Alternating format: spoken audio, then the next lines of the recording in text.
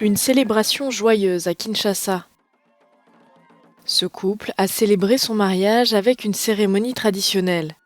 En République démocratique du Congo, les mariages sont régis par le Code de la famille datant de l'année 1987. Selon la loi, les hommes doivent verser une dot à la famille de la mariée avant leur union. Mais certains parents demandent beaucoup d'argent aux hommes qui souhaitent épouser leur fille.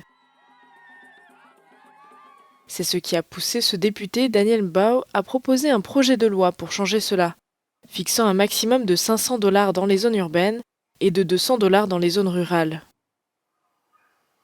Il y a une coutume évoluée qui a vu le jour dans les sociétés urbaines, qui consiste, après les dépôts de biens de dot, que la famille puisse recevoir.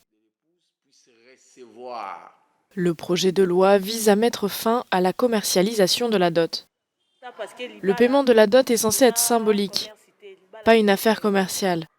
Dans le passé, nos parents payaient un sac de sel et c'était tout.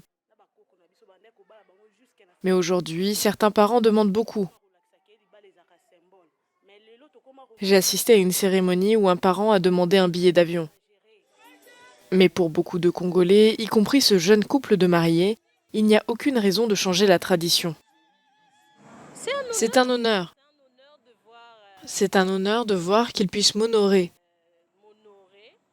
Pas avec 500 $ quand même, il est allé au-delà de ça. Et c'est vraiment un honneur pour moi et pour ma famille. On n'achète pas, c'est un symbole. Mais comment réguler ça?